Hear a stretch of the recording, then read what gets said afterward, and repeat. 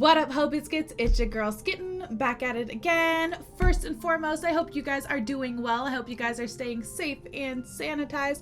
I know that you guys have been waiting a long time to see this video. I've been waiting a long time to shoot this video, and finally I have the time and peace of mind to do it. Today we are here to watch extra credits, extra history, Vlad the Impaler. This is number 4, so if you haven't seen the previous 3 reactions, make sure you go ahead and check those out. This one is called War in the Dark, and I am super excited to see what this video has in store for us. So without further ado, let's go ahead and get started.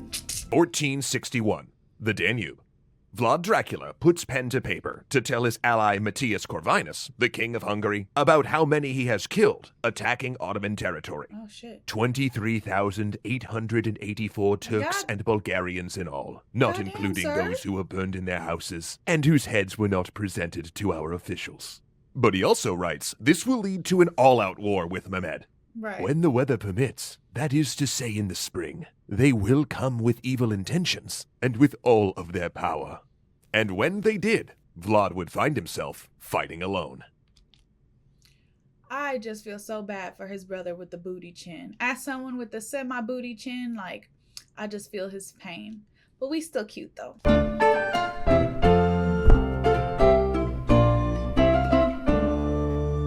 Thanks so much to Raycon for helping keep history alive.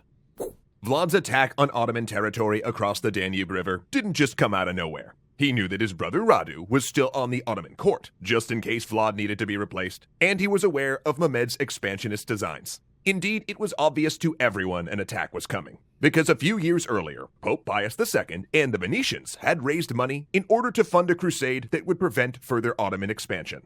But while Matthias Corvinus, Frederick III, and other rulers had taken the Pope's money, because, you know, free money, they were slow to actually do anything productive with it. Because while most European monarchs talked a big game about defending against the Muslim Turks, the reality was that for most kingdoms, their Christian neighbor states were a much more credible threat.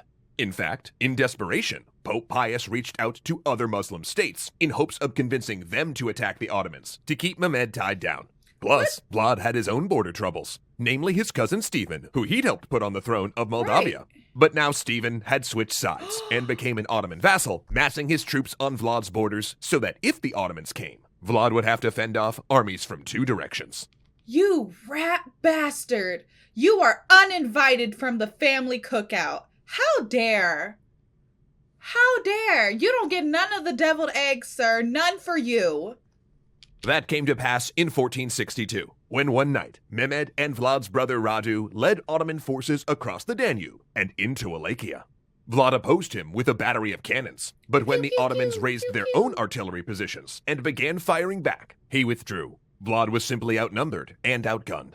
Mehmed had between 60 and 70,000 troops and 120 cannons, whereas Vlad could only muster 10,000 soldiers in his main force, most of which peasants, rather than professionals. Now, a word of caution here. While we do know what happened in this war, there's still a debate about the location, order of events, and even what Vlad and Mehmed's strategic objectives were. Mehmed, for his part, probably didn't want to outright conquer Wallachia and bring it into the empire. It was more valuable, after all, as a buffer zone against Hungary, but of course with the more dependable Radu in charge rather than Vlad. Also, he was interested in Stephen helping him take back a Black Sea fortress. Whereas Vlad, of course, wanted to stay on the throne and expel Mehmed from his lands. But he did know he couldn't beat Mehmed in the field, so instead, he used guerrilla tactics. He sent word for Wallachian civilians to flee to the Carpathian Mountains, then retreated, burning the land behind him and poisoning water sources to deny the Ottoman army food. Then, his horsemen harried Mehmed's column, striking and disappearing, occasionally taking captives, waiting for a moment to land a hard blow. Which came when the Ottoman army camped outside of the capital of Targovishte, not noticing that spies passed in their midst. According to folklore, one of those spies was in fact Vlad himself, using his command of Turkish to pass himself off as a soldier. And whether true or not, the scouts learned what they needed to know: the location of Mehmed's tent. Wallachian cavalry screamed into the unaware Ottoman force, slashing down with swords and burning canvas tents, killing hundreds in the shock assault before many in the Ottoman camp could even pick up weapons. And Vlad stormed through the melee, slicing his way into Mehmed's personal tent to find it empty. He was trying to get in a little stabbity stab. Mehmed happened to be somewhere else. Vlad called a retreat. His planned decapitation strike had failed. The next day, the armies finally met in earnest, where Vlad lost 2,000 soldiers and abandoned the capital to Mehmed, running with his shattered army for the safety of the mountains. But he left something behind. As Mehmed and Radu approached Targovishta, their troops saw what from a distance looked like a stand of trees. That is, until they got closer. They were bodies. Ottoman captives from Vlad's depredations along the Danube, and the soldiers he'd snatched during the guerrilla campaign. Men, women, children, all impaled in a macabre display, with birds nesting in their corpses.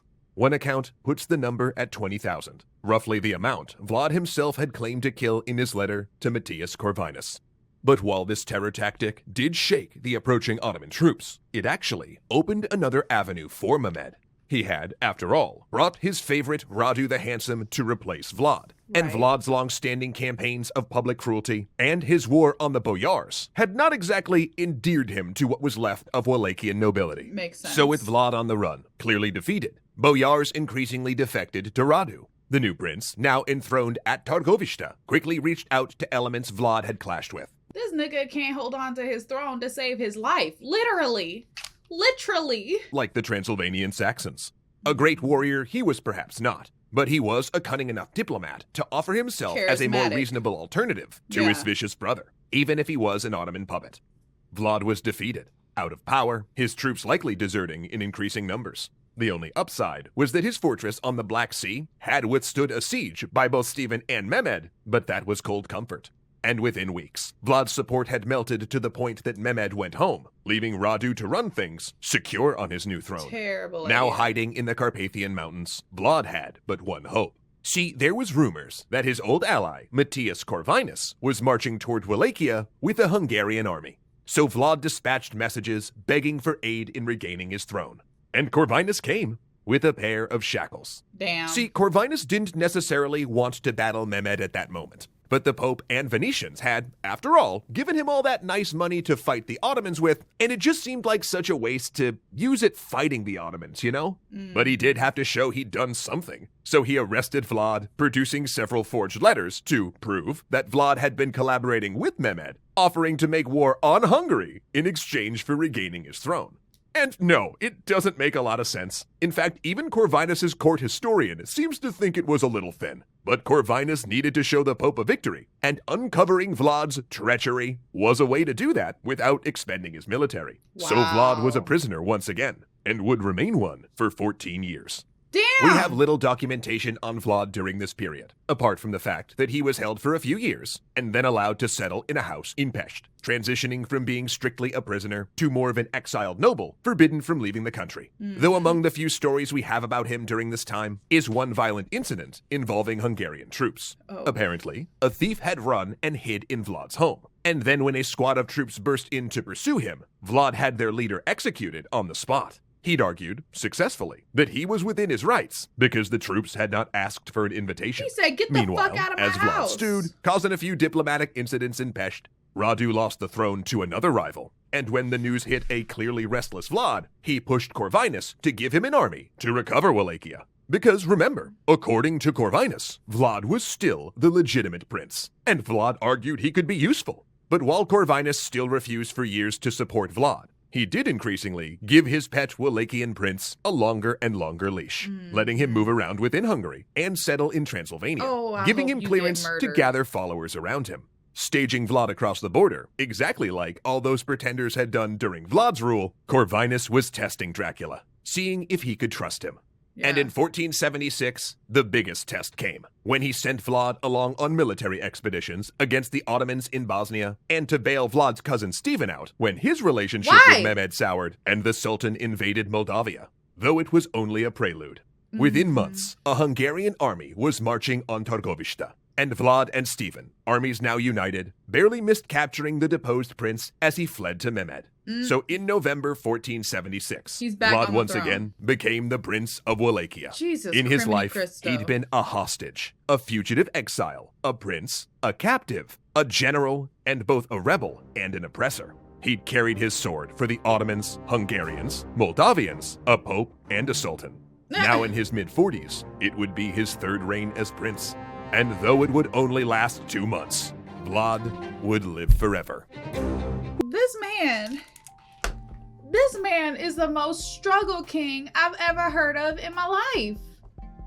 I had no idea that the history behind, Vlad, I can't even remember, Vlad the Impaler is what I'm going to call him because I can't remember his last name right now. But I had no idea that the history behind Vlad the Impaler was so rife with struggle. Like, I thought that nigga was it. I thought he was, I thought he was the big man on campus. This man was getting battered around like a badminton birdie. Is that what it's called? No, it's called something stupid in badminton. Anyway, y'all know what I'm talking about. I hope you guys enjoyed the video. Don't forget to leave your reaction requests and recommendations down in the comments below. And other than that, peace out, Ho Biscuits. It's Skittin' Lit.